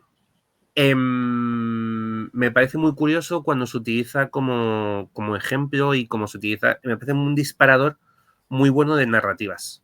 El Nacimiento de una Nación me parece que da pie a novelas, a respuestas. Creo que me parece mucho, me hacía mucha gracia hace unos años que habían prohibido en Estados Unidos en algunas escuelas cómo matar a un ruiseñor porque atidaban de racista. Y es como, no habéis visto, o sea, no habéis entendido la película, o sea, no habéis entendido, por la película me refiero a la novela, o sea, no habéis entendido la historia, no habéis visto lo que es el racismo, estáis perdiendo el norte y esto no es así. O sea, las aventuras de Huckleberry Finn, por lo mismo, ¿no? Es que tiene una terminología racista. No tenéis ni puta idea de lo que es de verdad este tipo de racismo en pantalla o en novela o en las cosas que se han tenido que vivir. Me hace mucha gracia, por ejemplo, hay una novela es una novela muy cortita, por si os animáis, si no la habéis leído, alguno, Peter yo creo que ya habrá leído seguramente, Rings Out, de un escritor de fantasía contemporáneo, P.D.A. Clark. No he leído. No, pues es sobre Iclan, es fantasía sobre el nacimiento de una nación. O sea, es una especie de grupo de cazadoras o sea, lo que hace Clark en Rings Out es que convierte a Iclan en monstruos, pero literales. O sea, son monstruos. Son monstruos y entonces la gente que va a ver el nacimiento de una nación, si tienen determinada historia o determinado gen o no determinado no sé qué, se convierten, cuando ven la película, se convierten literalmente en monstruos. Entonces estas son unas chicas negras que cazan a estos monstruos, que tienen una serie de habilidades, pues unas les detecta, otra como que pueden hacer, bueno, pues eso. y está muy chulo. Entonces es verdad que por un lado os digo esto de, joder, me encantaría que nunca jamás hubiera existido una película así, pero por otro lado es verdad que también es un disparador de narrativas muy potente. Ya te digo, al final... te sirve para detectar, exacto, es tan burdo el mensaje, tan bestia, tan directo, tan animal, que te sirve un poco para decir, vale, esto es racismo. O sea, sí. O sea, no hay duda. No existe, no hay matiz, no se esconde. O sea, es una película tan tremenda, increíble, radical y salvajemente racista que te encuentras, es como ver al monstruo de cara y poder identificarlo de una manera clara, evidente y sin sutilezas. O sea, y es que siempre he pensado que, a ver, las cosas son en el momento. En aquel momento, en la sociedad estadounidense, evidentemente había un profundo racismo, profundo, que venía de la guerra y venía de antes. Y duró, y sigue, pura sigue. Pero claro, entonces es una película que a lo mejor es muy fuerte, es muy, muy racista, pero es que tiene que existir. Tiene que existir para que veamos de dónde venimos, igual que El triunfo de la razón. Tiene que existir. Son películas... de la voluntad, ¿no? De la voluntad, perdón. Que es un documental maravilloso, es uno de los mejores documentales de la historia, yo también lo digo, o sea... Cojonudo. Formalmente es una barbaridad. Sí. Pero históricamente, lo que te aporta ese con los discursos que hay y demás, bueno, pero igual que El nacimiento de una nación, o sea, te aporta muchísimo porque te hace situarte en los ojos de una persona de principios de siglo y cómo veía un determinado tipo de personas a los negros en Estados Unidos. Te hace ponerte en esa situación. Entonces tú, desde tu punto de vista objetivo, tienes que identificar si eso está bien o está mal. Todo depende de tu ética, todo depende de tu educación. Es igual que quitar Huckleberry Finn o estas novelas, ¿no? Es absurdo. Es incoherente, por mucho que quieras estar en el otro lado, por mucho que consideres todo lo que sea eliminar de la historia algo porque no nos parezca bien ahora, yo estoy en contra, totalmente en contra. Entonces, de hecho, es un racismo tan bestia que no les funciona a los racistas actuales. Claro. O sea, un racista actual no verá bien El nacimiento de una nación porque es tan animal, tan directo, que dices, no. Ellos lo venden de otra manera. Choque de culturas, tal no sé qué, porque claro, esto ya no les interesa. O sea, dices, pero claro, porque el argumento, ese era el argumento que existía en 1915, igual que el argumento del triunfo era el que existía en 1940, pero porque esos argumentos los fascistas y los racistas actuales no pueden utilizarlo porque ya está obsoleto, ya está desenmascarado. Está tan visualizado que es imposible volver a utilizarlo. Utilizarán otros argumentos, otras historias, otros símiles, pero ese ya es imposible volver a utilizarlo gracias a que tenemos y hemos visto cosas como esa. Y luego, la película en sí, a mí me parece las escenas de la carga de caballería de los es maravilla pura, o sea... Es que hay una dolly moviéndose, acompañando la carga, por ejemplo, que dices que incluso ahora impresiona. O sea, y las escenas de batallas, a mí me pasó lo mismo, me impresionaron. Yo digo, ostras, es que está bien rodada. O sea, hay gente que ahora no sabe rodar una batalla y Griffith en 1915 la rodaba bien, sabiendo en todo momento qué es lo que estaba pasando, dónde estaban los ejércitos y tal, a través del montaje y del posicionamiento de la cámara. Y es una película de 1915. Es inapelable el talento cinematográfico de Griffith. Es decir, es lo triste, ¿no? De decir, joder, qué puta maravilla que esto está hecho. Piensas que está hecho en 1915 y dices, joder, no puedo estar más en contra de lo que dice, pero cómo mola, coño. Cómo mola la caballería de lo mismo. En El triunfo de la voluntad me pasó lo mismo. Yo estaba diciendo... Claro. Y a mí, por ejemplo, me sirvió para entender ese poder de fascinación. Digo, ahora entiendo, si yo estoy flipando digamos, con una ideología armada, o sea, alguien que no tuviera esa capacidad, ese background, ese ya saber lo que ha pasado, dices, ¿cómo recibe este mensaje? También es cierto que, por ejemplo, en 1915 también igual que hubo disturbios racistas, hubo disturbios antirracistas, ¿vale? O sea, la película tuvo mucha controversia entonces también, porque también hubo gente que dijo, esto es una barbaridad. Pero, o sea, también, pero lo que Griffith está haciendo, porque la película son episodios, son 4 episodios, no recuerdo mal, 3 o 4 episodios, es poner este episodio como uno de los cimientos del nacimiento de una nación. Exacto. Entonces, mira tu nación dónde está cimentada. Exacto. Pero él lo hace desde lo positivo. O sea, sí, claro. Que lo que nosotros a lo mejor sea crítica o sería, mirad, poner el foco, mirad dónde está esta civilización o esta, bueno, más que civilización, esta nación tiene sus cimientos y donde se eleva, pues mirad qué cimientos tiene. Tiene esto y tiene esto. En manos de Chaplin hubiera sido otra cosa, seguramente. O de Scorsese. Scorsese, por ejemplo, lo está haciendo muy bien también. Tanto en Guns of New York como en Los Asesinos de la Luna, está señalando, diciendo, ¿de dónde venimos? ¿De dónde venimos? ¿Qué tipo de cosas han hecho nuestros abuelos? O sea, o nuestros tatarabuelos o nuestros bisabuelos. O sea, esta nación está forjada sobre sangre, sobre injusticia y sobre abusos. Y dice, y esto lo llevamos ahí. Lo que pasa es que la visión de Scorsese, evidentemente, es crítica.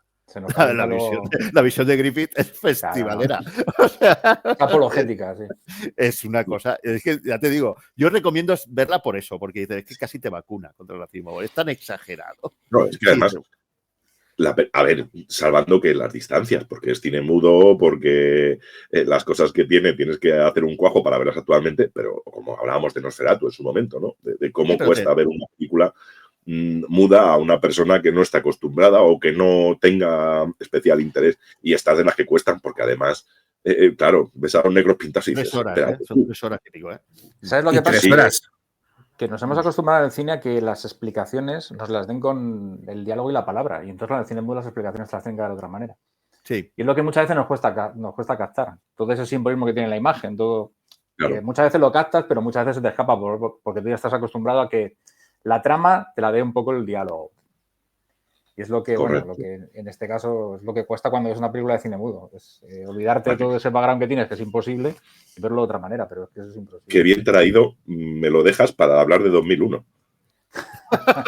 Claro, por ejemplo. Que no se puede hablar hoy. O para hablar de la que queda.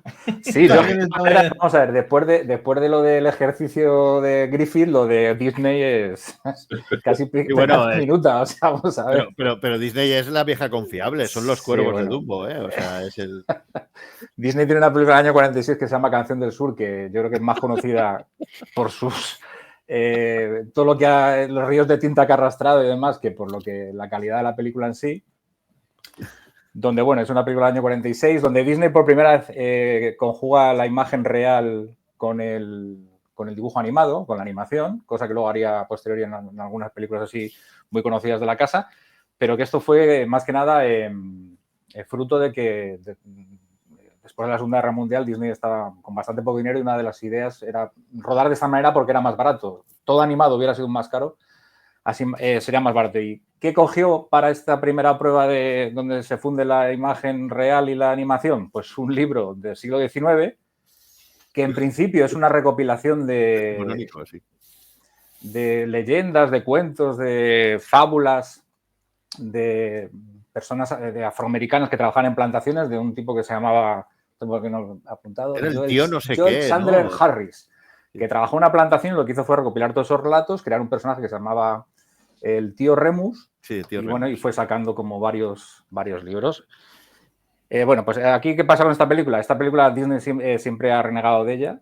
Pues, últimamente ha renegado de ella. Es una película que nunca se ha editado en formato ni en VHS, ni en DVD, ni en Blu-ray en Estados Unidos. En el resto del planeta sí se ha estrenado, me parece en VHS, y me pareció leer también que en Laserdisc. ¿Os acordáis de Laserdisc? Sí. En Japón, y bueno, y me parece que también se puede comprar en internet lo que se llama un bootleg, que es una especie como de pirata, copia pirata que no está distribuida por Disney, pero que se puede comprar. Entonces, si la quieres ver, la puedes comprar. ¿No está en Disney Plus? No. Por lo que sea. No en está. Disney Plus han quitado capítulos de Los Simpsons. Pero debió estar porque yo recuerdo la noticia de que Disney Plus retiraba Canción del Sur. Pues o sea, no en algún momento ha debido estar. España no sé, en Estados Unidos igual no. la metieron por esto que meten catálogo, no se dieron cuenta, ¿sabes? En España lo ignoran, en Estados Unidos te digo que no. En Estados Unidos es que no hay ni una copia en VHS, ni en DVD, ni en Blu-ray. Hay copias piratas que estarán circulando por ahí. Pero vamos, que la película la crítica que se le hace a la película, sobre todo, es una película que se supone que la trama es posterior a la Guerra de Secesión, es decir, los esclavos ya están liberados, la gente de color está ya no es esclava, están liberados, pero siguen trabajando en las plantaciones.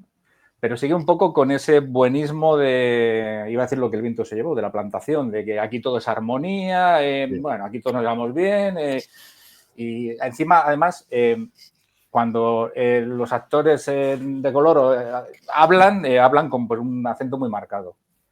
Que aquí está la gracia de que en España le dieron acento cubano.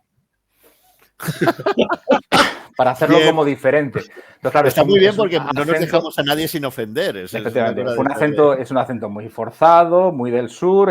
Claro, obviamente los blancos no hablan así ni mucho menos, los blancos hablan muy bien, pero la gente de color no, la gente de color tiene que hablar así como en jerga, que no se les entiende muchas veces ni lo que dicen. ¿La historia en qué trata? Pues la historia trata de un niño que va con sus padres a la plantación que tiene su tía, que sigue teniendo su tía, donde siguen trabajando todas estas personas de color, que no han ido a la plantación, no se han ido a ningún otro sitio. Debía irles también durante la época de la esclavitud y dijeron, bueno, vamos a seguir aquí, ¿no? ¿Para qué vamos a probar suerte en otros sitios? Y ahí seguían. Entonces habla un poco de eso, de cómo el niño llega con sus padres, el padre se va porque tiene que ir a trabajar a Atlanta, esto es en Georgia, pero bueno, un poco la idea es como que se están separando, ¿no? Entonces el niño huye y, bueno, el tío Remus Levi empieza a contarle como fábulas. Las fábulas que están interpretadas por el hermano conejo, que tiene al hermano oso y el hermano zorro, los tiene un poco de enemigos, que lo que quieren es comérselo, vamos, básicamente. Luego, encima, en una de las fábulas, el zorro crea para atrapar al conejo un muñeco, lo llena de brea como si fuera un personaje negro. O sea, es que...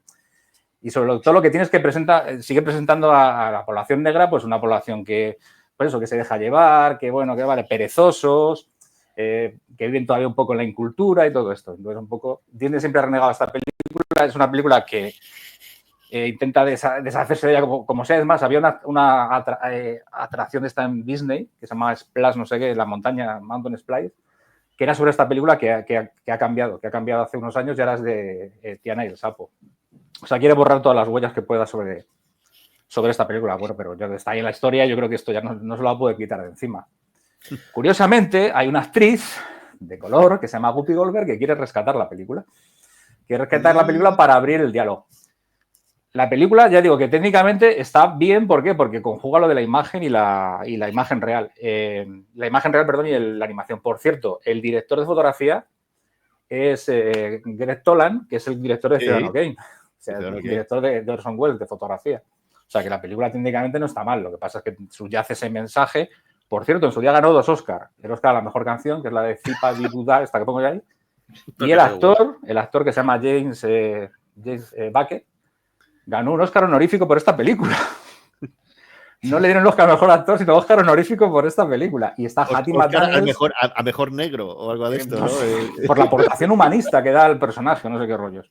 Y luego está Hattie McDaniels, que es también la criada, la mami de lo que el viento se llevó. Por cierto, ambos actores, cuando se generó toda la polémica, porque esta película no es que haya generado polémica posterior, ya también generó polémica en su día, donde hubo asociaciones que dijeron que, bueno, que la imagen que se estaba dando no era la adecuada, bueno, pues ellos decían que no le parecía que fuera tan... O sea, ellos, los propios actores que habían actuado en la película, no veían la carga racista de la propia película. Pues entonces, no sé, si podéis verla, echarle un vistazo, porque ya te digo, una de las cosas interesantes es que técnicamente conjuga eso de imagen real con animación, que luego salían en muchas otras películas, más adelante por Disney, por otros, Quién engañar a Roger Rabbit y otras películas más. Y bueno, La bruja novata, ¿no? La bruja novata, sí. Mary Poppins creo que también tiene... Mary Poppins. Sí. O sea, hay muchas películas que luego se utilizan. Aquí se utilizó un poco porque no había dinero para hacerla toda animada, que era mucho más caro. Dijeron, bueno, vamos a conjugar ambas cosas. Es que Disney tiene un historial, o sea, acordaos, para mí, Los Cuervos de Dumbo son unos clásicos. O sea, dices, siempre he tenido dudas respecto a Goofy. Siempre. Respecto las dudas con Goofy son todas. Yo siempre... No sé, a ver. ¿Desde qué es, no? ¿Desde qué animal es este? Pero siempre he tenido que tiene un perro de mascota. Pero siempre he tenido mis sospechas por, no sé, cosas mías. Y luego está Sí. Y luego está lo de fantasía, que creo que os lo compartí por el grupo de WhatsApp y tal, que hay una parte que creo que incluso está cortada de versiones más modernas o de ediciones más modernas, en las que hay unas centauras super monas y resulta que en la versión original iban también unas criadas que las peinaban y tal, y eran negras, o sea, niñas negras, centauras, pero con un aspecto realmente ofensivo. O sea, ¿El de los conguitos? Sí, una cosa coña, como... el de los dibujos. No, pero peor. Claro, o sea, de ese tipo... Esta película tiene una cosa muy curiosa, la de Canción del Sur, y es que el propio código Hays le tuvo que decir a Disney, oye, esto no lo puedes utilizar, porque es racista. El propio código Hays tuvo que decirle que, por ejemplo... Era muy conservador. Se habla mucho de darky, oscuro.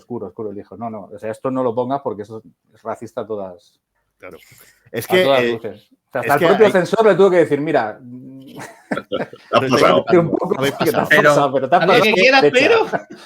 Pero yo, por ejemplo, me da la impresión, fíjate, que esto es una impresión mía, ¿eh? Sí. Cuando cuando Peter hablaba de, evidentemente, El nacimiento de una nación es una película beligerantemente racista. Sí. Y siempre me pasa con Canción del Sur, que la sensación que me da es ya es una serie de catastróficas desdichas. O sea, es como no os habéis parado a pensar. O sea, no sé si es... pero con Disney me pasa un poco eso en muchas ocasiones, ¿eh? Es no os veo con mala baba, pero no tengo claro que haya alguien al volante. Está hecha desde la buena intención, ¿no? Dices. No sé, sí, pero el problema es que ojo con las buenas intenciones que están empedrados en los caminos de los cementerios. Sí. Pero es esta cosa de no veo que sea, no tengo claro que quiera transmitir un mensaje evidentemente racista, pero es que habéis conseguido todo, o sea, todo para hacerlo, o sea, para ser dañinos, o sea, para esta cosa de... Al final también es cierto, todos somos hijos de nuestra época y la época de Canción del Sur, pues has dicho que es del 41. Del 46. Es que tú fíjate, 46. Tomás, el actor de la película, el que se llevó el Oscar honorífico, no pudo asistir en Atlanta al estreno porque todavía estaban vigentes las leyes de segregación. Es que hay cosas que... Claro, hay cosas que vemos desde nuestros ojos de a día de hoy, pero es que es lo que has dicho, lo que Viento se llevó es de 36 más o menos, estamos hablando de la misma época. Claro que los negros son, o sea, al final utilizas el buenismo de los amos simpáticos y los esclavos que están muy felices en sus casas esclavizadas, o sea, los esclavos domésticos que son felices porque les tratan mejor allí que fuera de las casas. Ojo, cuidado, o sea... es un medio muy gordo el tema de la esclavitud, de qué pasó cuando se quitó la esclavitud, cuando se abolió la esclavitud en Estados Unidos y qué pasó con muchísima gente que evidentemente pues que no dejaron de ser esclavos porque ya no podían serlo y se vieron en la puñetera calle sin un trabajo. O sea, hay una serie de cosas que no son tan bonitas como queda en... Y que hubo un periodo, ahí es el periodo que se llama de la restauración, que fueron unos 10 años, que sí que hubo un cierto intento de equiparación de derechos, más que nada porque fue durante la ocupación del Ejército de la Unión del Sur. Sí.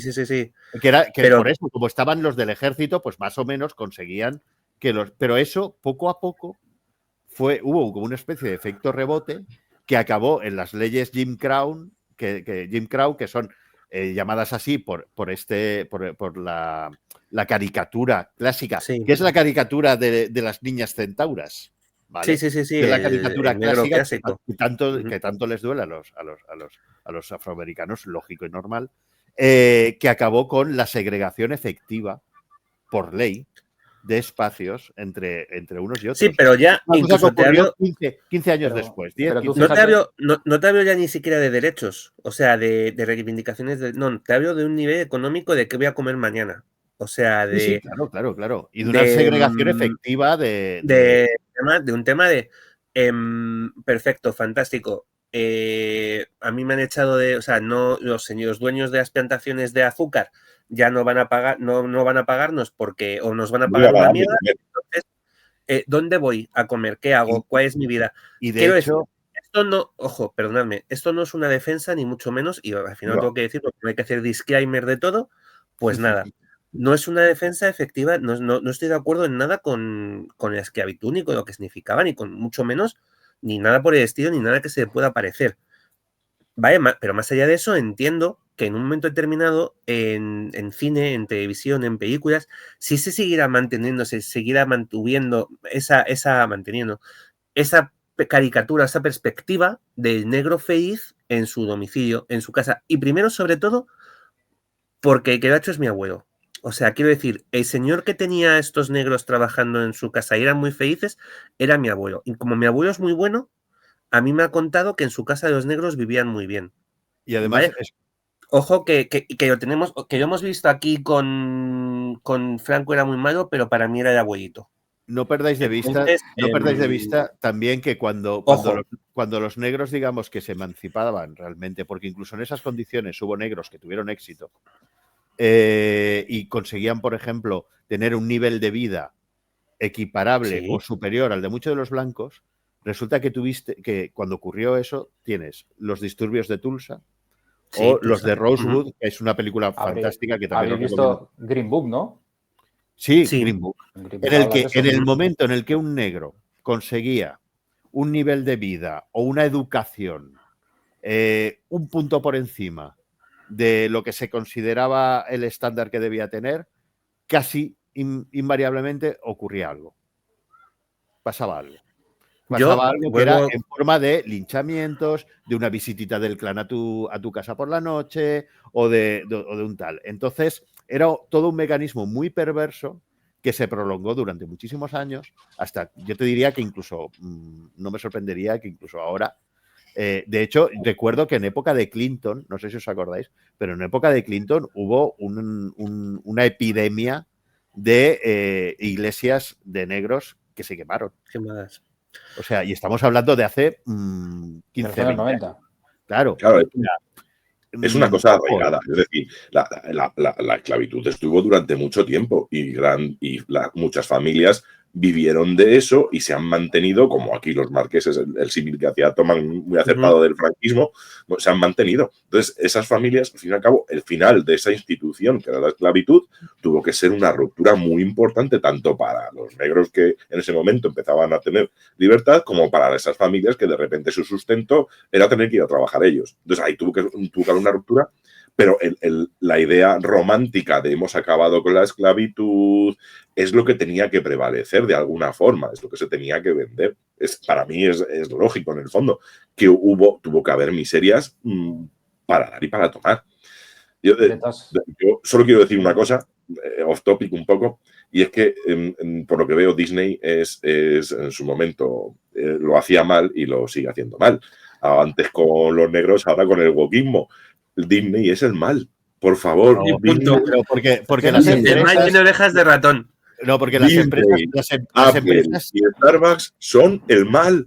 Porque las empresas no son sutiles. Una empresa no es sutil. Una empresa no tiene ideología. Una empresa lo que hace es dinero. Y ahí pues leen lo que es un caballo ganador o una moda determinada y se mete sin sutilezas. Y muchas veces es en la sutileza donde está la clave. Ahora estábamos hablando de esto. Yo, por ejemplo, sí que hago un paralelismo muy claro entre lo que es el racismo y, por ejemplo, el feminismo, el machismo.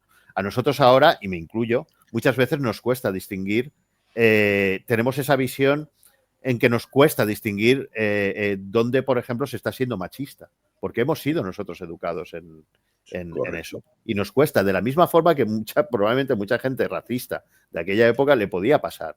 Por eso es tan importante lo del test de bestsellers, para saber si en una película, por ejemplo, los diálogos de las mujeres versan solo sobre hombres o si tal. Y dices, que son ese tipo de cosas que nos hace decir, ostras, y nosotros tampoco estamos libres de pecado en ese sentido. También tenemos nuestros propios bagajes y tal. Y ahí hago un poquito el paralelismo, que nos sigue ocurriendo. Yo volviendo a la película de Canción del Sur, yo no sé si Disney los errores los comete intencionada o desintencionadamente, pero el protagonista dice una frase que dice: hace mucho tiempo, cuando cada día era muy satisfactorio, si me disculpan por decirlo, fue mejor en todos lados. ¿A qué se está refiriendo? Joder. A ver, en el nacimiento de una nación, el principio es una visión idílica del sur.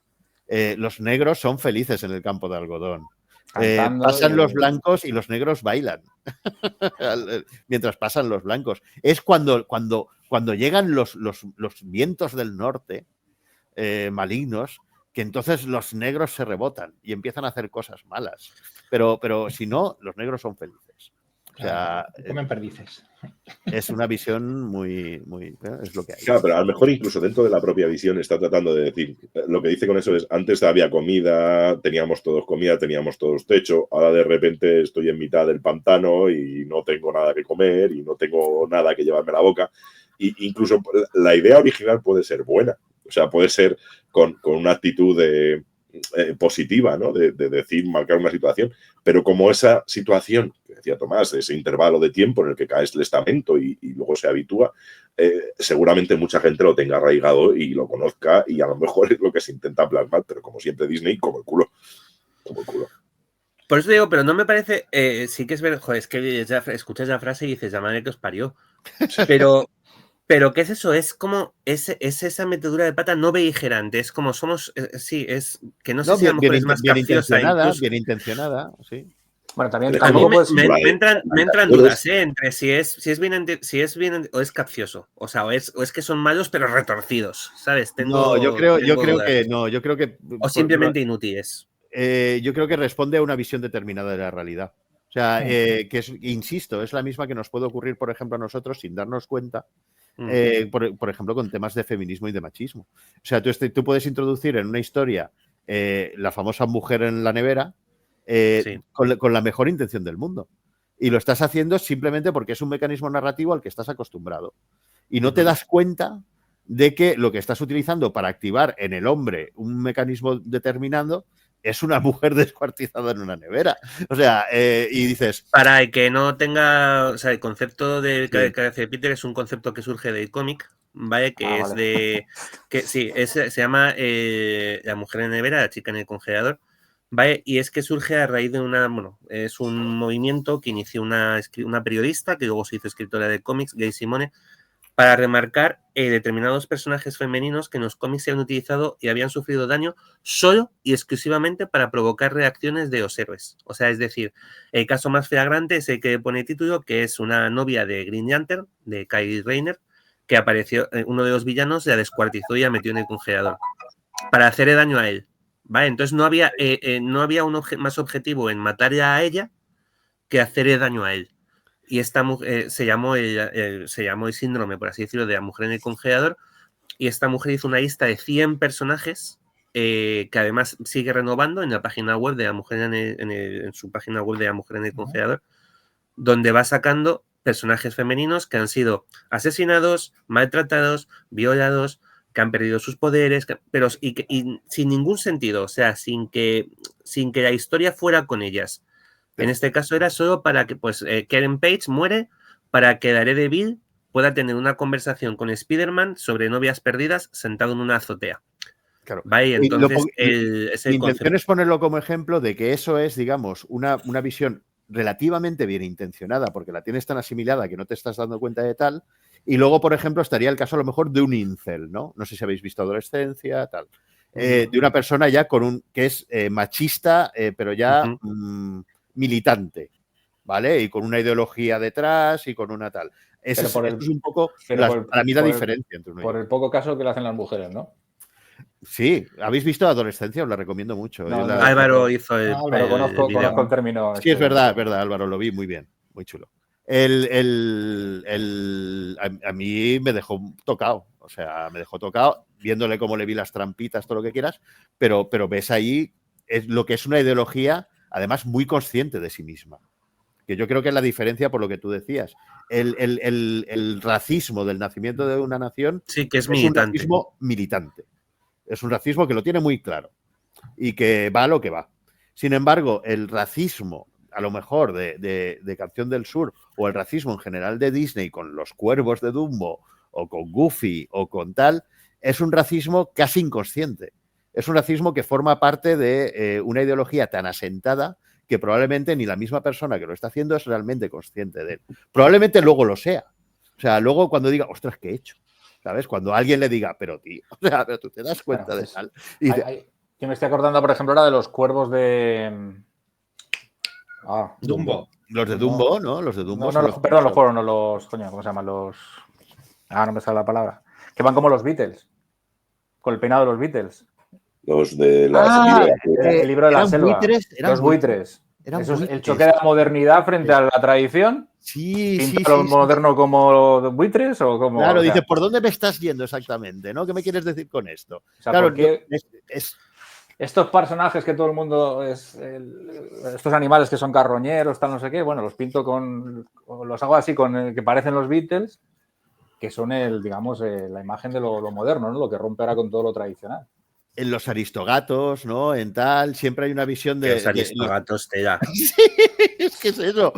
Y no hay mala intención realmente. Lo que hay es una visión muy estereotipada de eso, pues de lo que es pues los músicos de jazz, el tal, pues, ¿sabes? Claro. Disney siempre se pasa, estoy de acuerdo contigo, creo que no siempre es una labor de militante, sino que muchas veces es como pasada de frenada. Pero es que Disney tiene tendencia a pasarse de frenada. Es como que coge un camino. Cuando lo intenta hacer bien. Exacto. Y coge el camino y Disney lo engancha el camino y cuando de pronto ha dejado el camino, Disney sigue, ¿no? Disney sigue por ahí. Porque las empresas no tienen ideología y son... Y si vuelvo al libro de la selva, me acuerdo del King Louis, que es como... Sí. ¿Louis Armstrong? Sí, es Louis Armstrong. Claro, o sea, sí. Son todos los monos y dices, venga, vamos a dejar. Yo soy el rey de jazz a go-go. Claro. Uy, aquí vas a cantar la del Colacao también. Pero bueno, es ese juego. Lo podría haber hecho como en vez de Louis Armstrong, Benny Goodman, ¿no? Pero para Benny Goodman, que creo que era blanco, ¿no? Pero bueno. Bueno, pues oye, hoy, mira, 1:30, ¿no? Pasaditas. Bueno, pues nada. Bueno, pues nada, ¿que tenías algo más que decir? No, vale. Pues nada, que estaba pensando... yo tenía otra película así, pero para hablar muy rápido. Hay una película que se llama La pequeña de Louis Malle, donde sale una prostituta de 12 años que es Brooke Shields. Luego hay un personaje en Taxi Driver, donde sale Jodie Foster también. Con 12 años, ¿no? 13, sí. Pues ese tipo de cosas a lo mejor pues ahora no... A ver, películas de estas del tema pedófilo, también sí. También hay un par bastante... Es que estoy intentando acordarme. Yo tengo también una... A ver, luego seguro que cuando cortemos me acuerdo. Pero de esas hay algunas bastante chungas, sí. Y que sería complicado, no sé si hacerlas. El encaje. Sí, el encaje. Sería complicado hacerlas y no tener problemas, digamos. Seguramente se utilizarían actrices de más edad. Claro. Sí, pero la de la pequeña que tú dices, por ejemplo, sí, es muy... Es que es... Muy turbia esa. Impacta, es Brooke Shields, la de Brooke Shields, sí. O sea, yo recuerdo haberla visto hace muchos años e impactarme, porque es que es una niña guapísima, monísima. Súper maquillada, además. Exacto, es ese rollo de la sexualización, tal, pero claro, o sea, encima con un trasfondo de prostitución. O sea, y recuerdo además que la imagen era relativamente amable, ¿no? Como estaba presentado. Sí, es una película fuertecita, durilla. Sí. Probablemente desde la buena intención también, pero bueno. Pero el camino del infierno está empedrado de buenas intenciones. Bueno, queda claro que hay muchas cosas que no se podrían hacer o se harían por... Bueno, y no hemos hablado del cine negro, de todos los personajes femeninos del cine negro, hay muchos de ellos. Del tema que a la menor desavenencia te cruzo la cara, una bofetada y zanjamos la cuestión. Y aquí Paseo por Gloria. Sí. Y todo como si nada. Y te quiero más porque más... Me haces daño, claro, en las relaciones tóxicas. Es que creo que realmente, y lo digo sinceramente, en el feminismo sí que creo que está todavía todavía falta por cerrar esa compuerta, ¿eh? Y nos falta a todos, y yo me incluyo. Todavía nos falta... De vez en cuando no nos damos cuenta y todavía estamos cayendo en ese... Así como el racismo, por ejemplo, aquí en España, yo creo que quitando los que sabemos que están ahí y quitando esos, yo creo que es como muy obvio, enseguida nos damos cuenta y entendemos lo que es un mensaje netamente racista. En el caso del feminismo sí que es verdad que todavía a veces nos cuesta más identificarlo, porque hemos sido educados en eso. O sea, son cosas... Hemos hablado antes de una cantidad de películas en los años 60, antes de entrar a la grabación, donde, joder, es que era eso, era...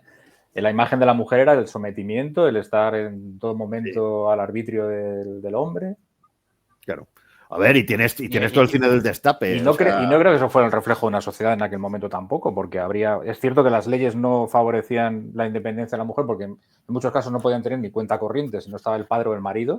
Ni permiso de conducir. Pero había mujeres que, bueno, que ese estereotipo, desde luego, no tenía nada que ver. Permiso de conducir. Sí, perdón. Eso el permiso de conducir, a lo mejor tenemos que dejarlo, ¿eh? Uy. Yo no he hecho nada de permiso de conducir. Una cosa que ha pasado siempre, una cosa que ha pasado siempre, y si os fijáis sigue pasando, es que el racismo o el machismo también va por clases. O sea, no es lo mismo. Michael Jordan que... Sí. Ahí vamos. O sea, no es lo mismo un jeque árabe que un morito en una patera. Racismo, nos entendemos, ¿no? Pues el racismo y el racismo. Es que asismo. Yo creo que son cosas. Bueno. Estamos todo, pero el dinero esclarece mucho, te abrillanta la piel que da gusto, ¿sabes? Entonces, yo creo que como sociedad hay cosas que vamos cogiendo, el tema del racismo, como tú decías, el tema del machismo, que seguimos cometiendo errores. Yo el primero, por la educación, por el bagaje, por lo que sea. Y creo que eso tiene que ir cambiando, como ha ido cambiando todo en la historia, como ha ido evolucionando. En el fondo, si analizas la historia, siempre ha habido evolución. Pequeños pasos para atrás o grandes pasos para atrás, y hablamos de los 6 millones de judíos. A mí lo que me preocupa es el efecto rebote. Claro. Pero todo esto siempre, en el fondo, ha tirado para adelante. Y el tema del feminismo o el tema del racismo, evidentemente, tienen que acabar en algún momento. Evolucionaremos como sociedad y en algún momento quedará atrás. Quedará como algo gracioso. Ojalá. Que en su momento, al fin y al cabo, yo creo que ni tú ni yo lo vamos a ver. Yo tengo una visión más pendular de las cosas. Más pendular. Ahora estoy aquí, ahora vuelvo aquí. Pues es que también... Más que evolución constante. Sí. Ese péndulo nunca vuelve al mismo punto en el que volvió. No, pero acaba volviendo muchas veces. No al mismo exacto, pero muy cerca. Yo me escucho a mí mismo, os lo juro, hace que estamos en el 25, pues hace 12, 15 años, diciendo, el machismo es una guerra ya, o sea, el feminismo es una guerra que ya está casi ganada, Y mira ahora, este año, ahí tienes adolescencia, ¿sabes? Con gente cascándose el discurso del 80-20, con un mensaje terrorífico, etcétera. O sea que sí que es verdad que yo coincido que el mensaje, que sí que hay un cierto avance, que se ve, es obvio, evidente, pero primero va por zonas, va por clases y cuidado. Chicos, perdón, un segundo. Yo cierro la grabación porque si no me quedo otra vez sin cenar como la semana pasada. Si nos vamos ya. Y yo os dejo aquí, cierro la grabación y os dejo debatiendo. Pero vale. No, tenemos que cenar todos. Sí, claro. Despediros y ahora seguís hablando si queréis, que dejo el canal abierto. Pero es que si no... Bueno, pues nos despedimos. Íbamos todos un poco con prisa y con tal... Y nada, espero. Chao, chicos. Nos están cortando así. Que os digo lo de siempre, ¿vale? Que os quiero mucho, que sois los mejores. Quien diga lo contrario miente. Chao. ¿Qué ven mis ojos? Niños, pequeñuelos, personas diminutas y aún levantados.